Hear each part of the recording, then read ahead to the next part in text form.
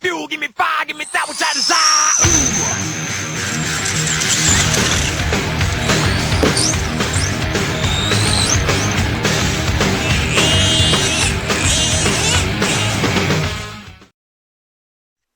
Hey guys, Trex RC1. This is the TIGER PHEONIX ST II, and this is a review on it. Y'all saw the running video. I hope it was actually a pretty good one. I think it was one of my better videos I've made. But it's a pretty good car actually. It's not very slow, and it's not overpowered and fast like that. It's just a very fun truck. Take the body off. Right now it's got a 7-cell in it because I was doing a speed run down this driveway, and I was in my car. My dad was driving, and I had my head out of the sunroof and driving this in front of the truck, and it wasn't a truck. It was like a Dodge Dakota. It's a sport utility vehicle, we'll call it that. Anyway, yeah, I have my head out of it, and pretty cool. I was hitting around 30 miles an hour with a 7-cell in it. So there's that. Some positives on this kit. We're going to start with the positives like I normally do, but some positives are definitely your tires. Now, the stock tires on the rears, they're not too hard actually. They're pretty soft compound.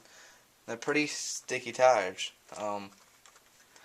They're nice tires. I do like them for just regular bashing, but I went out and bought me a pair of soft tires and a pair of hard tires, and these are just if I'm going to fool around or don't want to waste out a soft or hard tires, I'll use these.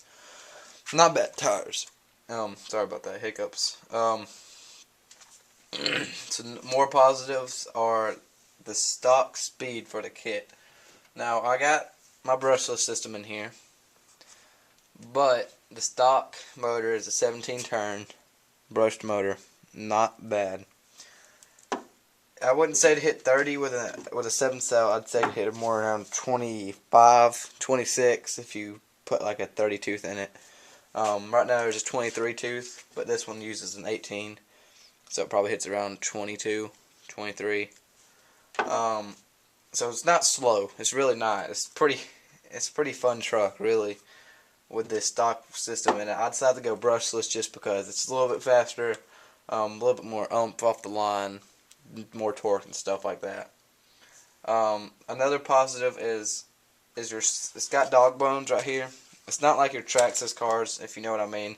They have big, heavy plastic ones. I mean, this is a thin little tube of metal.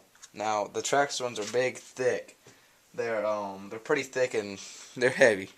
I would say they weigh more than this by a lot. And they're not as efficient either. These are a lot just directly dropped to the wheels. A lot better, I'd say. That's a big plus. Another big plus is the stock servo that comes with this thing. It's the stock servo when you buy this for $100 is a Metal Gear servo. It comes stock with that, and that's really cool.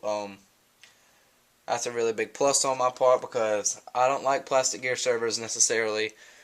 I sometimes even use Metal Gear servos as a throttle servo on some of my nitro vehicles. But to be a $100 car and come with a Metal Gear servo is pretty good. I give them a big thumbs up on that. Some more positive is the steering geometry on this thing. I mean, just the handling overall is really good. It does have its slow point. It does have its slow point. Okay, it does have its understeer points, some sharp turns. When you're under power a lot, I mean, especially if you put this thing out on the road and you give it full gas and you turn, you can really hear the wheels trying to turn, but they just keep getting pushed. The way you really have to get the maximum handling out of this thing is you take a corner and you jab the throttle a little bit, just keep going, just keep going. It really gives it speed around to the corner, and it really turns well. Sharp turns, it's okay at, but it's still pretty good at sharp turns and all. I think some new tires and a nice track would actually do good, and you could see the handling a lot better. Oh, another really cool positive about this car, let me go find it over here, is, okay, you have these connectors. Your motor connectors, your Tamiya connector right there, and your thing that goes into the receiver. Now, all those little metal connectors that transfers energy to, or power, electricity, they're all gold plated. They all look like this. They're nicely gold plated. That's really cool. Even your stock Tamiya connector right here, it has gold plated connectors inside. Even the connector to the receiver is gold plated right there. This thing is really cool. The ESC sucks. I'm not saying the ESC is cool, but all the little connectors on this thing are quite nice. That's a pretty cool thing, because it gives it a lot better transfer of energy from the motor, from the ESC to the motor, using these gold plated connectors. That's pretty cool. Okay, if I don't think anymore, okay, there's one more positive. The chassis on this thing is flat. It's completely flat and smooth. Now that's a really big plus, because when you are landing on a big jump and you hit the ground, if your chassis is all over the place, it's going to really drag the ground, and it's going to slow you down a lot. But this thing, when it hits, it's kind of smooth across the ground, so you can get back up and go a lot quicker. You don't slow down as much, not as much friction on the ground. It's pretty cool. Now let's get into the negatives. I'm going to start out with your stock ESC. Now, this thing right here is a pain in the ass to program. Just going to say it. You have to turn the car on, hit this button, turn the car off, turn it back on, let go of the button, wait for it to blink 3 times, turn it. It's just a big pain. And another thing is the protection on this thing. I mean, if you're just running around with the body off a little bit and you turn the truck over and you hit this little cooling head, your cooling head's gone. Dirt's going to get in there, mud, whatever. Probably going to scratch up your cooling head anyway. I mean, just not very good protection on this thing. If you can see in there, it's all black because I sprayed Plasti Dip in it.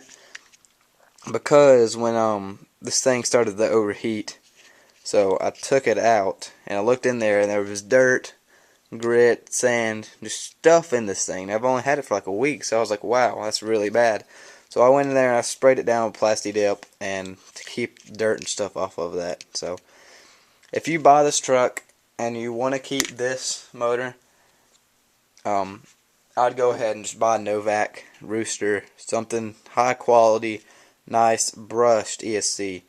You can get a brushless ESC though and still run your brushed motor on it, which I'm trying to do for this truck. I'm going to prove it by changing out these connectors to these back here, these little brushless connectors. I'm going to solder them on soon, and I'm going to show that you can run a brushed motor on a brushless ESC.